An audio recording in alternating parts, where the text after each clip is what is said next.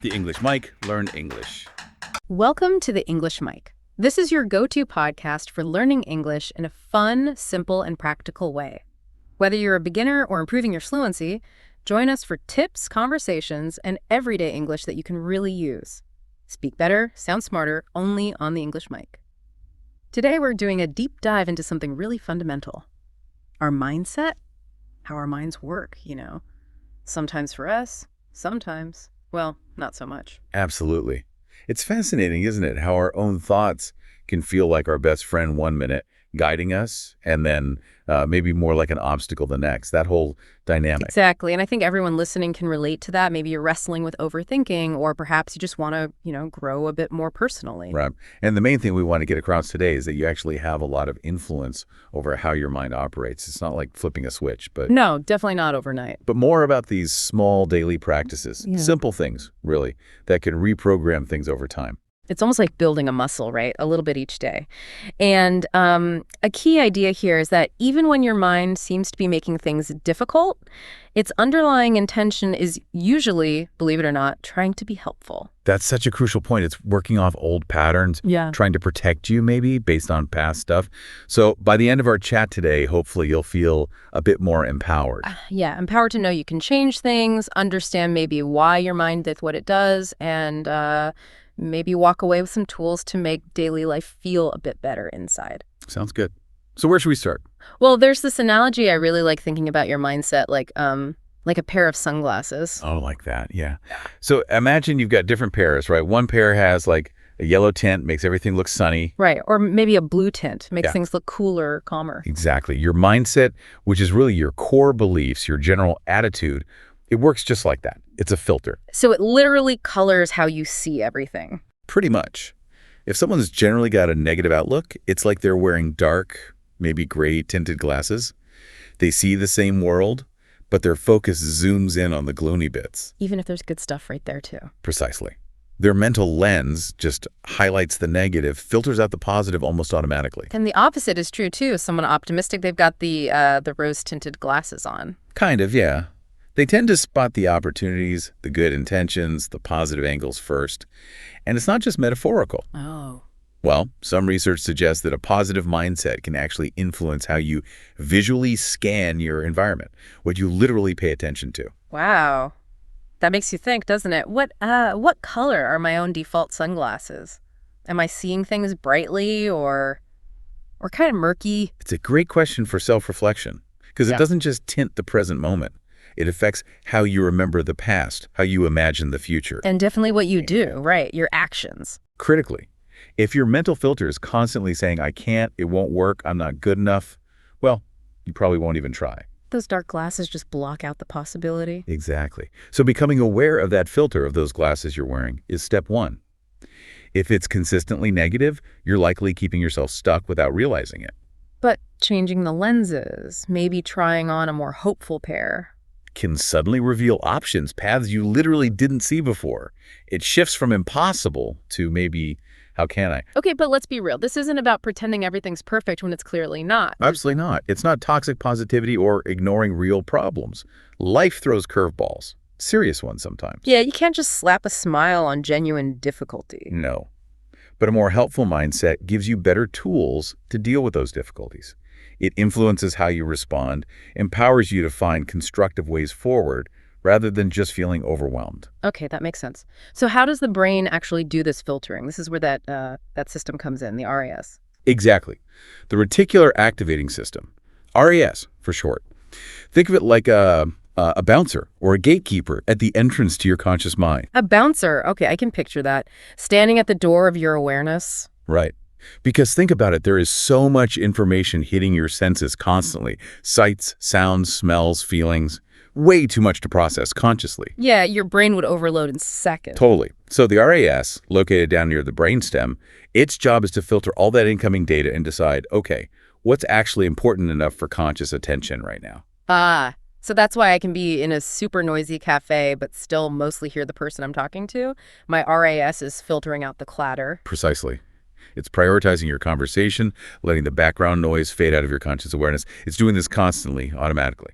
Okay, so how does it learn what's important? This is where the mindset part comes back in. Exactly. And this is where we get to that new car phenomena. Oh, yeah. Like, you decide you want, say, a specific type of car, a Bronco, maybe? Right. A Bronco. Or a certain color car, or a specific brand of handbag, or those curtain bangs everyone seems to have now. Or even something like noticing pregnant women everywhere once you or someone close is expecting. Yes, all classic examples. Suddenly you see Broncos or red cars or those bangs or baby bumps everywhere. Were they always there? Well, yeah, presumably they didn't just magically appear. Correct. They were always part of your environment. But before you decided they were important to you, your RAS just filtered them out. They weren't relevant. Noise. So my brain basically got a memo. Alert. Broncos are now important. Flag immediately. That's a great way to put it. The moment something gains significance for you because you're thinking about it, focusing on it, maybe planning to get one, you're sending a signal to your RAS. Pay attention to this now. Exactly. Huh? And the RAS adjusts its filter settings. It makes you hyper aware of that thing. It was always there, but now it jumps out at you. That's kind of wild. It shows how much our focus directs what we even perceive. It really does. Your brain is incredibly responsive. What you consistently focus on, give energy to, think about, that's what the RAS learns to prioritize. Okay, connecting the dots now. So if my mindset involves constantly focusing on, say, my flaws or worries, Then you're essentially training your RAS to look for evidence that confirms those worries or flaws. oh, wow. It will start highlighting situations that seem to prove you right. See? You messed up again. Or, look, another reason to worry. It might filter out the times things went well or the reasons not to worry. So that pessimistic person with the dark sunglasses, their ongoing negative thoughts are actually programming their brain's filter to find more things to be pessimistic about. It becomes a self-reinforcing cycle. Exactly. Their RAS gets really good at spotting potential problems, and that's mostly what they notice, which naturally fuels more pessimism. The crucial thing here seems to be that the brain isn't doing this against us, is it? It's just responding. Precisely. It's just doing what it's told, based on where you put your attention. It thinks it's being helpful by showing you what you seem interested in. Which means we can intentionally direct it. We can tell the bouncer what else to look for. Now you're getting it. That's where the power lies. You can consciously guide that filter. Okay, how? Give us something practical. How do we start nudging the bouncer? All right, here's a really simple, even kind of fun technique. I call it heart hunting. Heart hunting, like looking for love. Not necessarily romantic love, but literally looking for heart shapes that occur naturally in the world around you. Naturally occurring, like? Like the shape of a leaf, a coffee stain on the table, a cloud formation, a crack in the pavement, maybe two pebbles sitting together just so. Huh. I've probably walked past thousands of those and never registered them. Of course, because your RAS hasn't been told they're important. Yeah. So the exercise is simple. Make a conscious intention each day to spot at least one, maybe more, naturally occurring heart shapes. Just look for hearts. What does that achieve? It's about intentional direction of focus. You are giving your RAS a new specific instruction. Heart shapes are now important. Find them. And when you find one, don't just glance. Pause. Really see it. Acknowledge it. Maybe even silently say thanks to your brain for finding it. Savor it for a second. So it's like practice reps for my attention muscle, proving to myself I can direct my focus. Exactly that. It's tangible proof that your brain will find what you tell it to look for. It shows you the flexibility of your perception. And I guess finding little hearts feels kind of nice too. It does. It's a small reward. And on a deeper level, especially if you struggle with feeling down or unworthy, finding these little unexpected hearts can serve as tiny bits of evidence. Evidence of what? Evidence that maybe the world isn't just gray. That positive, even beautiful things can be found if you look. That change in perception is possible. Seeing a heart could be like seeing a little symbol of hope or a possibility. That's actually quite lovely. Train your brain to spot the good. Okay, heart hunting. I might try that. What else? Any other ways to actively, adjust the mindset? Definitely. Another really powerful technique is something often called thought switching or cognitive reappraisal. Thought switching. Okay. It's about becoming aware of those default negative thoughts that just pop up automatically. We all have them. Oh, yeah. The I'm going to fail thought or the this is too hard thought. Exactly. The first step is just catching them when they happen. Noticing, there's that thought again. Just awareness first. Yes. Then the switch part comes in. You consciously choose to replace that negative thought with something more balanced or neutral, or even cautiously positive. So instead of, I'm going to mess this presentation up, You could switch it to, okay, I'm feeling nervous, but I'm prepared. I'll do my best. Or even challenge the negative prediction directly. What if it actually goes really well? I like that what if it goes well. One, it flips the script on those negative what if spirals. It does. It introduces possibility. You're not pretending the fear isn't there, but you're refusing to let the negative prediction run the show unchallenged. You're creating a new mental pathway. Like carving a new trail in the woods instead of always taking the old worn-down negative path. That's a perfect analogy. It takes conscious effort at first, but the more you practice switching those thoughts, the easier the new pathway becomes. So we really do have control. We're not just stuck with whatever negative programming we picked up along the way. We have significant influence. You are not your thoughts. You are the observer of your thoughts, and you can choose which ones to engage with and which ones to gently replace. That's huge. Because I think so many people, myself included, sometimes carry around that nagging feeling of just not being good enough. It's incredibly common, often rooted in childhood, maybe tough teenage years, social comparisons, lots of places. But the key is recognizing it as an old pattern. And as an adult, I can challenge it. Absolutely. One helpful reframe for not good enough is to see yourself as a work in progress, always. A work in progress. I like that. It implies growth, learning, becoming. It takes the pressure off needing to be perfect now. Exactly. Perfection isn't the goal. Progress is. Learning to manage your mind, filter your world a bit differently, noticing the hearts and switching the negative thoughts. It's all part of that progress. So just to wrap this up then, the big idea is our mindset is like those sunglasses, filtering everything. Right. Based on our beliefs and focus. And that filter, the RAS, learns what's important from where we put our attention. It highlights what matches our focus. But we can train it. We can use things like looking for hearts to prove we can direct our focus. And we can actively switch out those automatic negative thoughts for more helpful ones. It really sounds like we have more agency, more control than we often feel. You absolutely do. It takes practice. It's not always easy. But the ability to reprogram your mind, to consciously choose your filter, is there. That feels hopeful, knowing that you're not just stuck seeing the world through dark glasses forever if you don't want to be. Definitely. The happiest days, the clearest views, they can still be ahead depending on the lenses you choose to cultivate. So maybe the challenge for everyone listening is start looking for those hearts and catch one negative thought today, just one, and try switching it, see how it feels. A great place to start. Remember, you have the power to filter your world differently. And you feel disconnected from old friends. Yeah, you might outgrow some connections. And you haven't quite found your new tribe yet. That in-between phase sounds uncomfortable. It can be, but it seems like a pretty common part of major growth. It's that social realignment. Requires real self-belief to push through that, I imagine. Absolutely. Trusting your path even when you feel isolated. But often, those new connections do show up eventually as you keep going. So where does that drive come from? Especially when you don't have that external support system cheering you on. That's the million-dollar question, isn't it? The roots of motivation. It sounds deeply personal. Taking responsibility, facing yourself in that dark place in your mind. And interestingly, this idea that passion isn't always the starting point. Right. That you can create passion through effort, through getting good at something, even if you suck at it initially. That's quite counterintuitive. It really is. We often wait to feel passionate before we act. But this suggests action comes first. Yeah. Commit, put in the work, even when it's hard, even when you're not inspired. And that builds competence. Which builds confidence, Yeah. and that can ignite the passion. It's a feedback loop. Effort fuels motivation. Okay, so it all seems to rest on foundation of discipline, consistency. The bedrock, really. Unwavering discipline. Doesn't matter how you feel. Champions are made when no one's watching. We hear that a lot. And it comes at a cost, right? Being all in. The early mornings, late nights, being misunderstood. Yeah. And it's not just being busy, is it? It's being busy on the right things.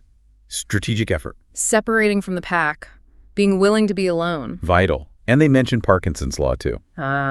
Work expanding to fill the time available. Exactly. So setting tight deadlines sharpens focus, boosts productivity. It makes you wonder, what could you achieve with, say, 365 days of persistent pursuit? Just relentless, focused effort. The compounding effect could be huge. Discipline and consistency, they're the unsung heroes. They turn potential into reality. Small steps, but sustain. leading to transformative results. Now, what about this contrast between a sort of winner's mindset and a loser's mindset? Yeah, the material draws a clear line there. Winners define themselves by their actions, by what they do. While others maybe blame external stuff for why things didn't work out. Taking ownership, no regrets. Seeing setbacks as learning fuel. That idea. To win, you got to lose. You learn from it. It's that internal versus external locus of control, basically. Fundamentally, proactive versus reactive. Seeing yourself as the driver, not a passenger. And viewing failure as feedback, not the end of the story. That's resilience. It's key for those who ultimately get where they want to go, maintaining that sense of agency. And underpinning all of this,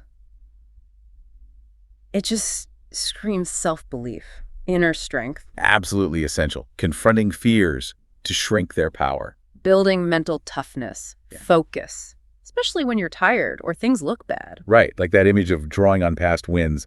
Every time I get tired, I think of that record. Using past success to fuel present effort. It's about shifting from needing outside approval. To your own internal standards. Realizing you probably have more in the tank than you think. There was always 5 more. That's powerful. It suggests we often stop short of our actual limits. Self-belief helps you push further.